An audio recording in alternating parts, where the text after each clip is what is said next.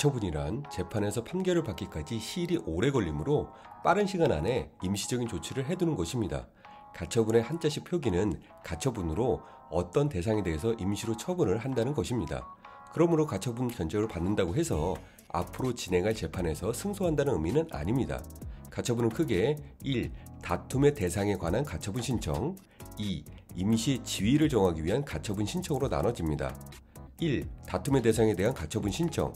신청인의 상대방에게 이행을 청구할 수 있는 권리를 보유하고 있는 경우, 예를 들어 부동산 매매 계약에서 매수인이 매도인에게 잔금을 완납하였는데 매도인이 부동산 소유권 이전을 해주지 않고 있다면 매수인은 부동산 소유권 이전을 본인에게 해달라고 매도인에게 청구할 수 있는 권한이 있는 것입니다.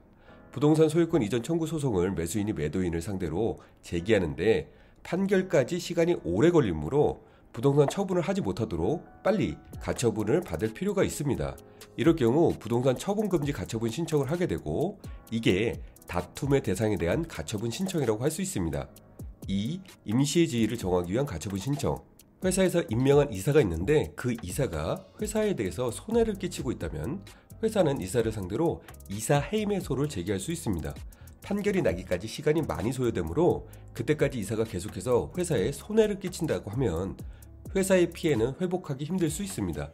이럴 경우 이사의 직무집행을 정지해달라고 신청할 수 있고 이를 이사 직무집행 정지 가처분 신청이라고 칭합니다.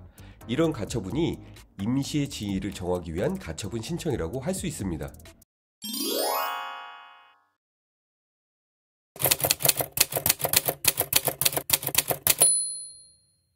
가처분과 가압류 둘 다 재판에서 판결을 받기까지 시일이 오래 걸리므로 빠른 시간 안에 임시적인 조치를 받는 것입니다. 통상 가처분과 가압류에 대해서 구분을 못하고 어떤 걸 진행해야 할지 헷갈리는 경우가 있습니다. 쉽게 말해 금전과 관련된 건 가압류를 진행하고 금전 외에 관련된 건 가처분을 진행한다고 생각하시면 됩니다. 가상의 상황을 설정해서 설명해 드리겠습니다. 결혼한 지 25년이 된 부부가 있고 남편은 외도로 아내는 이혼하려고 합니다. 자녀는 성년 자녀 1명과 고1 자녀 1명이 있습니다. 재산은 남편 단독 명의로 5억 상당의 아파트를 보유하고 있습니다. 아내는 남편과 협의 이혼을 시도했으나 여의치않아 재판 이혼을 진행하려고 합니다. 가정 1. 아내가 원하는 부분은 남편에게 위자료로 2천만 원과 재산 분할로 2억 5천만 원을 현금으로 받기를 원합니다. 이럴 경우에 아내는 남편 명의 아파트에 부동산 가압류를 진행할 수 있습니다. 결국 아내는 남편으로부터 위자료와 재산 분할의 항목으로 금전을 지급받기를 원하는 것이므로 가압류를 진행할 수 있는 것입니다. 가정 2. 이와 달리 아내가 아이들의 학교, 친구, 학원 등의 이유로 현 주거지에서 살기를 원합니다.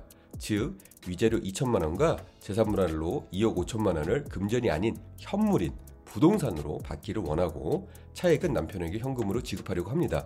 이럴 때 아내는 남편 명의 부동산에 부동산 처분금지 가처분을 진행할 수 있습니다.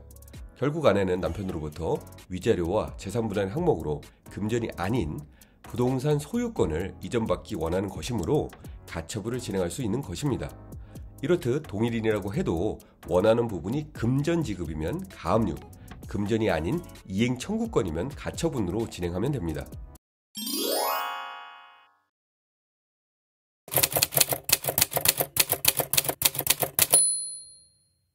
가처분을 미리 해놓지 않으면 재판에서 승소한다고 해도 낭패를 보는 경우가 발생할 수 있습니다.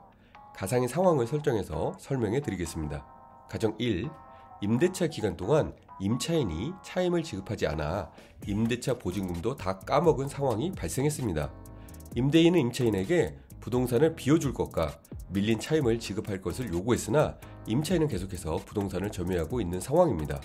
이 경우 임대인은 임차인을 상대로 건물 명도 소송을 제기하게 됩니다. 소송을 제기한 이후 임차인이 임의대로 누군가에게 임차권을 양도하거나 전대차를 하게 된다면 임대인은 승소 이후 건물 명도 소송에 기한 강제 집행을 할 수 없는 상황이 벌어집니다.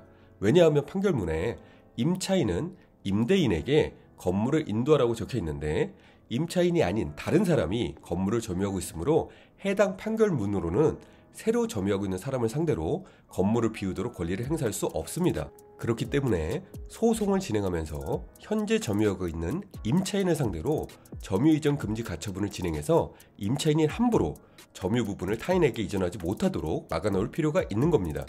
가정 2. 부동산 소유권에 대한 분쟁이 생겨서 원고가 피고를 상대로 부동산 소유권 이전 청구 소송을 제기했습니다. 소송을 제기한 후 피고가 임의대로 부동산 소유권을 제3자에게 이전해줬다고 하면 원고는 승소 이후 부동산 소유권 이전 청구 소송에 기한 등기 이전을 할 수 없는 상황이 벌어집니다. 왜냐하면 판결문에는 피고는 원고에게 무엇을 원인으로 부동산 소유권을 이전하라고 적혀있는데 피고가 아닌 다른 사람으로 등기부상 소유자가 이전되었으므로 해당 판결문으로는 새로 등기부상 소유자로 등록된 사람을 상대로 부동산 소유권을 이전할 수 없습니다. 그렇기 때문에 소송을 진행하면서 피고를 상대로 부동산 처분금지 가처분을 진행해서 부동산 소유권을 제3자에게 이전하지 못하도록 막아놓을 필요가 있는 겁니다.